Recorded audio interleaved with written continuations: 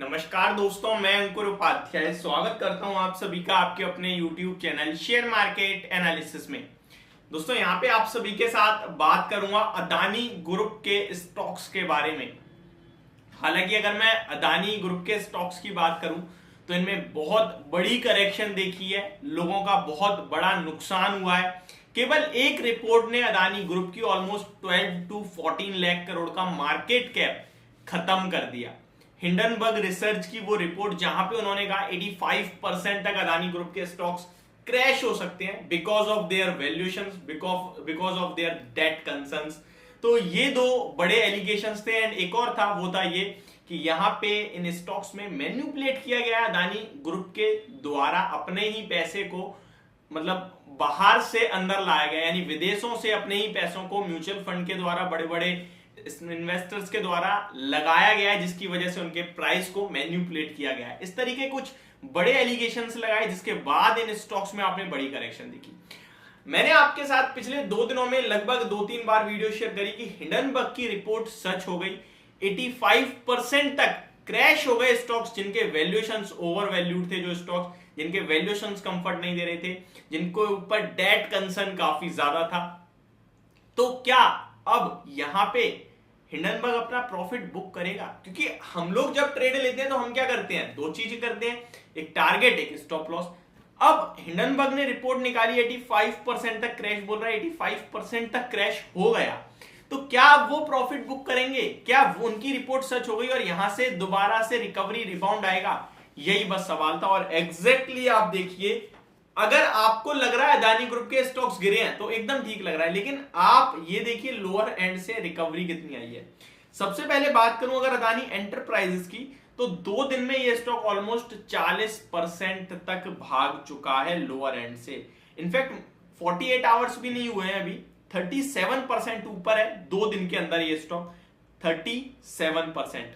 बाकी के किसी भी अदानी ग्रुप के स्टॉक्स में देख लीजिए। सबसे स्पेशल तो आज अदानी टोटल गैस है, जो कि 22 डेज कंटिन्यू लोअर सर्किट लगाने के बाद आज आपको ये स्टॉक हरे निशान में आता हुआ दिख रहा है, पॉजिटिवली ट्रेड करता हुआ दिखा है और अपर सर्किट की तरफ जाने की तैयारी कर रहा है। इस स्टॉक में भी आप देखें तो ऑलमोस्ट नीचे से अच्छी रिकवरी है, बट ज्यादा खास नहीं है। वहीं अदानी ग्रीन्स देखेंगे आप तो 2 दिन में इस स्टॉक में आपने लगभग 16% का रिबाउंड देखा है। अदानी ट्रांसमिशन देखें तो वहां भी आपके लिए एक सर्किट लगता हुआ दिखा है। अदानी विलमार में आपने 10% तक की, आई थिंक 10 से ज्यादा परसेंट की तेजी बनी है इसमें, तो लगभग 16% का मूव देखा है। अदानी पावर की बात करें तो यहां भी आपने लोअर एंड से लगभग 16% का मूव देखा है।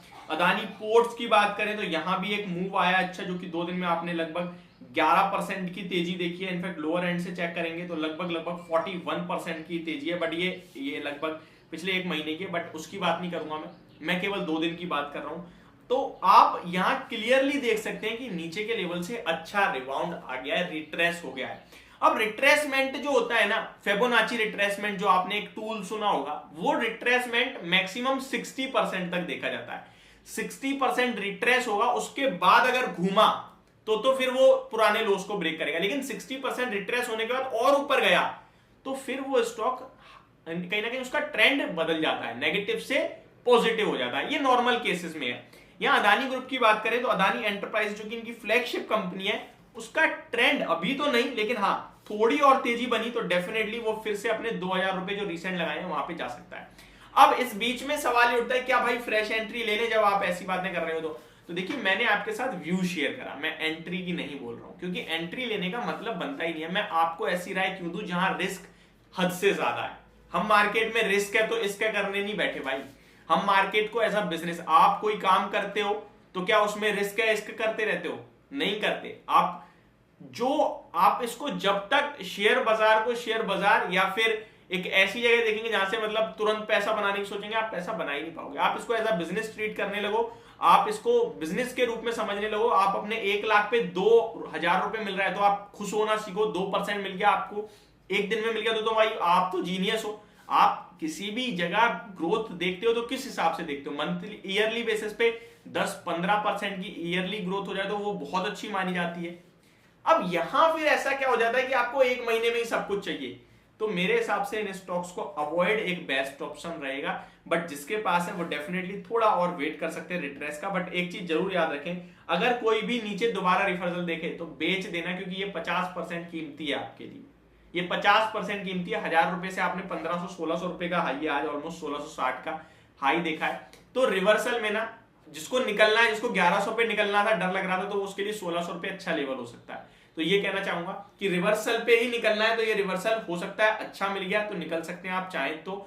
बने हैं तो डेफिनेटली थोड़ा और अपने नीचे लेवल्स पे स्टॉप लॉस जरूर मेंटेन करते हुए चलें। तो ये मेरी राय होगी, मेरा व्यू होगा। होप आपको ये वीडियो समझ और पसंद दोनों आई होगी। Thank you so much for watching this video. Have a great day guys.